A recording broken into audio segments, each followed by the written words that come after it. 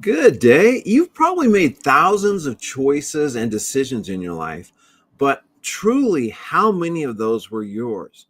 That's what we're going to look at today and how AI can help you decipher which choices you're making are actually yours and which ones are from outside influences that may or may not be helping you and may or may not be in your best interest.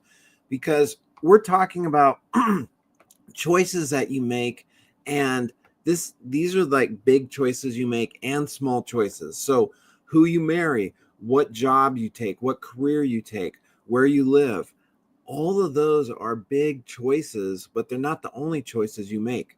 And were those 100% your choice, or did you have influence or people persuading you or pulling you in a different direction? Was it 70% of your choice and 30% of someone else's? Was it 90% aligned with you or 10% aligned with you? So what we're looking at here is these percentages, because the closer you can get to 100%, it's aligned with you and who you are, what you're trying to do, what your purpose is, the happier you're going to be. When it is misaligned with you, when you're doing it for reasons that are external and not aligned with you, then you're going to feel not as good. Now, there's a hidden pattern behind all this. And if you look at your decisions, like, is that being influenced from your parents, from training you got when you were younger? Is it because of your spouse? Is it because of coworkers and you think they might judge you harshly if you went this direction or tried this? Because it's really important that you see, like, what is driving this. And I want to show you a slide here to start off with. And this is, are you internally driven? So is that what is your drive? Is that what is guiding you? Or are you externally driven? And you're going to be less happy if you're externally driven, because you're going to feel like you're just getting pulled in different directions and it's not really aligned with you. And a quote that Alaric has here is, internal clarity silences external noise. Every aligned decision begins with. Okay, so that is something that is really important for you to be aware of. Like, how am I aligning? And do you have a system to see, am I actually aligning with what I want, or am I aligning with what society wants, what other people want me to do? And if you don't have a system, it's so easy to drift into being externally aligned, which is really not what you want. All right, so as we continue, I want to tell you about like some things that are social influences on how you are externally influenced. There was a study in 2018, and what it showed is that people shift their decisions 26% of the time after seeing other people's opinions. Now you might think, oh, well, those are close friends or family or people who have known them, but this was even with strangers. So people would change their direction even based on opinions. And 26%, that's like more, just slightly more than a quarter of the time you're making decisions and you're having these other people influence you, and you're probably not even aware of it. Now, another one, they did a study where it was 75% confirmed the wrong answer just to fit in. So when people were given these different questions or scenarios, and they clearly knew, like, well, I think it's pretty much we should go this way, or this is the right answer. But when everyone else was picking this other answer, what they did is they questioned themselves, they questioned their own internal guidance, and they said, well, I guess I'm going to go this direction, even though that was wrong. And they knew it. So we are influenced by this pressure by other people. And if you don't have a system to break you out of that, you're going to fall into it. Here's another quote here from Alaric. Every time you make a decision to avoid judgment, you trade authenticity for approval. I mean, that is huge right there. So if you're trying to avoid judgment, you're literally trading up your true self to get approval. And is that really what you want? I hope not. I certainly hope not. That's not what you want. So when we look at this, there was a study on what is causing all this. And there's anxiety is a big driver. And there was a study by YouGov in 2023, and what it showed is that 58% of adults regularly worry about how they're perceived. So 58% of us are worried about how are other people going to view us.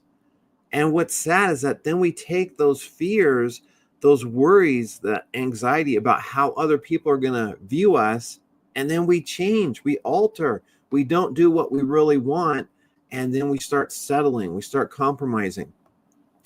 The other thing is it showed that in a Gallup poll, only 34% of workers are really engaged at work. And so basically about 2/3 of people at work are not engaged. Yeah, they're doing enough not to get fired, and they're staying in it and they're participating, but are they really into it? I mean, are they really into it? And you know when you're really into something versus when you're not. And so here they were not really into it, so only 1/3 of people were. And Fidelity did a study, and what they found is that 40% of people, when they get married, and I just was staggered by this, 40% of people when they get married are looking for family approval versus someone that's fully aligned with them. So they want their family to feel good about this more so than, is this the right person? Is this aligned with me? When I came across that stat, I was just like blown away, because I had no idea it would be 40% would be influenced by their family. And is this the direction I want to go? And that's such a major, major decision on who you're going to get married. Now, what I want to show you next is another slide. And this is the consequences of having your decisions based on others. Okay. So if you have internal conflict, what you're going to have is this chronic stress and anxiety because you're not aligned with yourself. So if you're having stress or anxiety, ask yourself, like, is that from this internal conflict? And I haven't really sorted that out. Do you have resentment towards people that they didn't ask you to make this decision, but you kind of feel this pressure, or you feel this, you need to go in that direction? And then do you have resentment for them? Do you have burnout, especially in careers or lifestyles that are chosen to please others? Did you become a doctor? Did you become a teacher? Did you take this job because you thought that's what people would want you to do, or that's what was expected of you to do? And then identity confusion. You forget who you actually are. Like, if you've been faking it so long, or you get confused, you're like, I don't even know which direction to go. And then you delay your purpose, which postpones what matters to you most, sometimes forever. Now, the alternative to that is when you're having decisions that are self-aligned. And when I've talked to people in the past, they're like, oh, that's being a narcissist, or that's being, I'm being too self-centered. And I'm not talking about being a narcissist or self-centered. What I'm talking about is this something that truly lines up with you? Is this something that lights you up, that gets you on fire?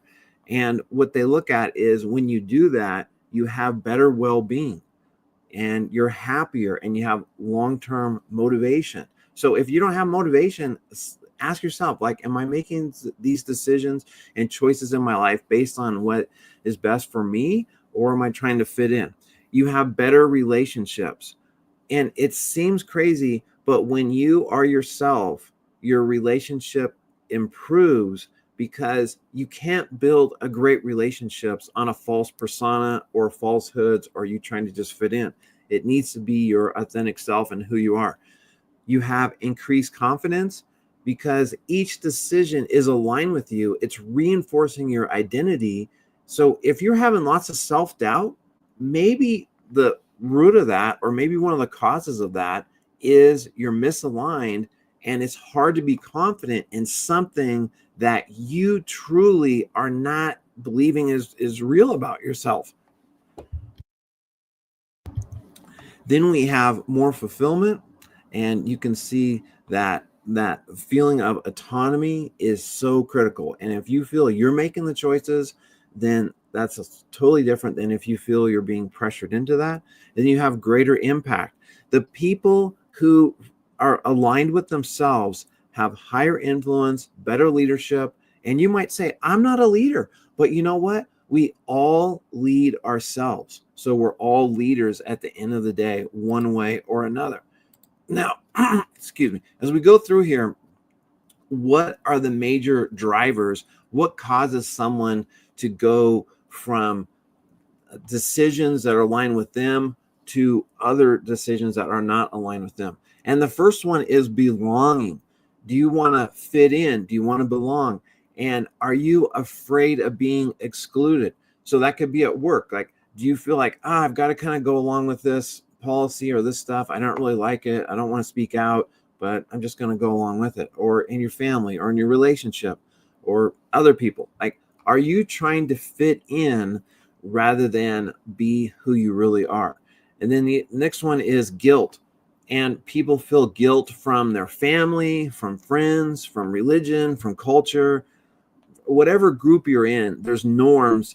And if you're not living up to those norms, it can be, like, are you really part of this, right? So, and this could be political too. Are you a good Democrat? Are you a good Republican? Do you believe in this stuff? Oh, you don't? Well, how can you really be that? So there's all these kinds of pressures for you to conform. And then the other thing is, I think about that old Sprite commercial, that image is everything. Well, for most of us, we're more concerned about our image than we are our reality. And we want our reputation to be something that is more important to us than being authentic, than being true, than being real. So we put that image above our real true self. And it has terrible consequences, because if you're being like 60% true you and 40% kind of faking it, then what happens is you're trying to please others, but you actually forget what you wanted, and you start drifting in the wrong direction. And this isn't just about big choices. Yeah, we're looking at the big choices like marriage and careers and where you live, but it's also these small little choices you make that you lose momentum.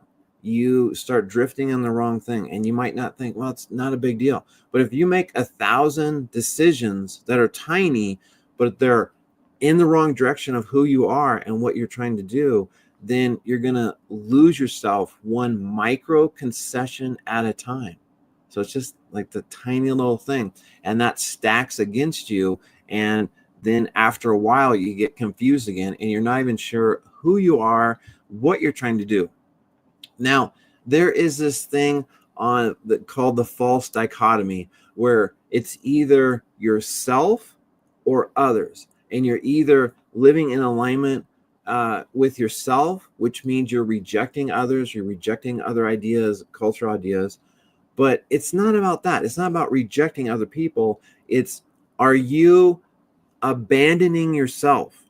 So if you have to abandon yourself to fit in, or you have to abandon yourself to align with something, ultimately what you're doing is you're abandoning yourself. And who wants to abandon a kid, abandon anyone? Like, you certainly don't want to abandon yourself. What you really want is to be aligned with yourself, not abandoned, aligned, and then be with a group of people that gets you, that appreciates you, that you can be your authentic self with them, rather than trying to fit in, rather than trying to cut corners, rather than trying to mold yourself to do that. Because ultimately, when you do that, you're going to hurt yourself and others. If you build yourself up as something you're not, and you put on that persona, you kind of be a good soldier, and you do that, then when people really need your help, or when you're just not going to be fully there, you're not going to be all that you can be.